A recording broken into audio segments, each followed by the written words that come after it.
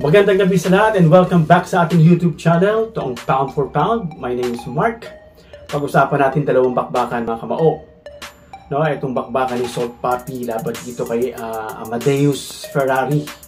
No, Salt Papi from the Philippines. I think si Salt Papi is mas matangkad, 5'10" and a half yata. No? Itong si Amadeus yung nakita ko mas mababa, mga siguro 5'9" ito. No? And pansin natin sa katawan ni Amadeus na masyadong malaki. Ang tawag niya sarili niya is Lord of Hell, no? So, kanilang laban, first round, nakita naman natin na maganda ang tindig ni Salt Papi at inaararo siya nitong si Amadeus. Nilulusob siya and then itutulak siya, no? Bara-bara talaga ang style ni Amadeus. Lusob dahil dinaan niya sa kanyang katawan at saka bara-barang suntok. Good thing marunong naman mag-anticipate si Salt Papi, iniiwasan niya, no? Mukhang hindi pa ganun talaga kasanay itong si Amadeus. Babanat siya ng wild shot niya, puro palabas. Wala kang makitang jab straight sa kanya, hindi siya ganun. Talagang umaasa siya sa one punch knockout, no? Kung madadaan niya si Salt Papi ron. Tapos ginigit-git niya, ito nga si Salt Papi, ano? Nagkaroon ng cut sa kanyang kanang mata dito sa manipis na part, no? Na siguro kagagawan nga ito ni Amadeus dahil sinusungay. At nakita natin dyan na binawasan siya ng puntos ng referee dahil ang style niya talagang sinusungay niya si Salt Papi, lalo nakita niyang dumudugo at talagang ginagrind niya para lalong dumugo at hoping, no? Para sa isang stoppage at of course para sa kanyang advantage, no? So pagdating dyan sa mga second round, ano? Third round lalo na, nakitaan na natin si Amadeus na medyo tumitiklop na yung kanyang tuhod, no? At nakita natin na frustrated na siya at binawasan na naman siya ng point sa second round dahil patuloy niya pa rin ginagawa yung illegal, no? Na inuuna niya yung ulo niya, sinusungay niya si Salt Papi. At dito sa second round, ganun pa rin, ano? Magalaw si Salt Papi. Maganda yung forma niya pero wala akong nakitang significant na solid na pinawalan si Salt Papi na tinamaan itong si Amadeus. Dahil nga ito si Amadeus, magulo, susuntok, sabay yayakap, tutulak ka, no? At wild kung sumuntok kasi kamay, kaya hindi siya makatama, eh. So nawawala na sa balance itong si Amadeus hanggang sa lumabas na dun sa yung ulo dun sa ringside, no? At pagdating dito, no, sa third round, ganun pa rin, wala pa rin something significant. Umaatake na si Salt Papi, bumabawi naman to si Amadeus. Pansin nga ng mga ringside announcer na akala nila is talagang beast itong si Amadeus at talagang akala nila mananalo. Pero hindi nga, no, kasi nga wala siyang balance, bara-bara at hindi talaga siya boxer type pa. Hanggang sa pagod na talaga siya, no? Third round, makita natin na pagod na to si Amadeus. Nakababa na yung guard, nakayuko na, slouch na, no? At panay na ang yakap at tinutulak niya itong si Salt Papi. Itong laban nila ay parang hindi boxing, no? Para itong wrestling, no? Wrestling, hawak hanggang sa naibabagsak niya na si Salt Papi kasi nga wala na siyang balance, no?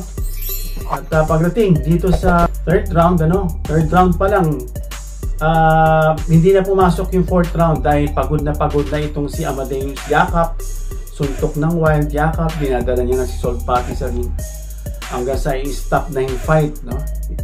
Tinapunan na ng tuwalya dahil worn out, wasted na itong si Amadeus. In other words, panalo po si Salt Papi. Next po na ating pag-uusapan ay itong naging bakbakan ni George Kambosos at ni pangalan ito ni Vasily Lomachenko. Si Vasily galing sa pagkatalo rito kay Devin Haney na maraming naniniwala na ito ay na-rob siya, no? At nanalo si Vasily. Well, sa round na ito, alam natin na etong si Kambosos is brawler, which is a perfect style para kay Vasily Lomachenko na very technical, maganda ang footwork, maganda ang counter, maganda yung kanilang may pagkapakyaw ito, no? So sa laban na ito, binibitawan siya ni George Kambosos, binibitawan siya ng mga suntok sa tiyan, ano? Kasi medyo hindi masyado na ibababa ni Vasily kahit suntukin siya, no? So yun ang ginagamit ni George, akala niya effective. So ang style nila ni Kambosos, which is brawl, ano? Alam na natin, malakas yung katawan, while Vasily is actually waiting for Kambosos to make mistake.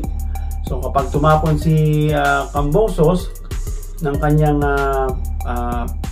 combination, agad-agad kapag lumusog si Kambosos, no, kakawala siya, anticipated naman ni anticipated naman ni Vasily, no, tatapon at kaka-counter lang itong si Lomachenko hanggang sa makita na itong pagod na itong si Kambosos. Doon na binatapon ni Vasily Lomachenko yung kanyang combinations, no, at talagang binugbog niya itong si Kambosos dahil nawawala na sa rhythm, nawawala na sa posisyon yung paa niya. Pagsuntok nga niya, bagsak na siya. Dinadaan na lang siya ni Vasily sa timing, ano. Pagsuntok, sidestep agad, hindi niya makita si Vasily, parang Pacquiao nga, no. So in other words, binugbog niya lang itong si Kambosos na pagod na. At pagdating sa 11th round, ano, kita natin na andun pa rin yung style ng paa ni Vasily, magaling talaga, no? Kasi dating dancer itong si Vasily, kaya in-apply niya yung mga steps, no, naging maganda ito sa kanya sa boxing. At patuloy pa rin ang pagbanat ni George sa tiyan ni Vasily, pero wala nang effect, ano. Siguro talagang na-train ang gusto ni Vasily yung kanyang core, kanyang abdomen.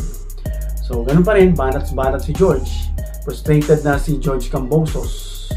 At ito nga, na-timingan siya ni Vasily. Actually, tinatimingan siya ni Vasily at panay ang tumba ni George Kambosos dahil talagang wala na yung mga legs niya. Dahil sa pagod, sa tingin ko kulang sa cardio ito. Dahil lalo na laki ng katawan at tinamaan nga siya ni Lomachenko dito sa kanyang tiyan. Pero naka-recover pa, binilangan ng referee. Pero sige, kaya pa niya. Australian daw siya, Aussie siya, matibay daw siya. So nung nakita ni Vasily na hindi pa naka-recover si Kambosos, binira yung kanyang abdomen at tinigil na dahil wala nang response. Panalo si Vasily at hindi niya na iniwan ito sa kamay ng mga judges dahil ito po ay ginanap sa Perth, dito sa Australia mismo, sa hometown ni George Kambosos, at baka marab siya gaya na nangyari kay Devin Haney. So hindi niya na iniwan, he didn't leave it in the hands of the judges. Tinapos niya si Kambosos sa loob ng 11th round.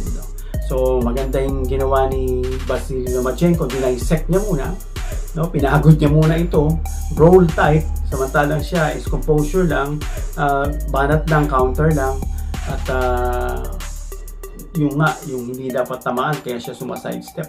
Anticipate niya na rin, pag bumato siya, babato si Kambosos, kilala niya na rin yung laruan. So yun po yung nangyari, and acknowledge naman ni Kambosos na tinalo nga siya ng one of the greatest na si Vasily Lomachenko, na napakahusay po ng kanyang pedigree, ng kanyang amateur record. Napakaganda ng amateur record nitong si Vasily. So yan lang po ang ating mga balita ngayon, mga kamao, no? Abangan natin mga susunod pang laban at pag-usapan din natin yan, mga kamao.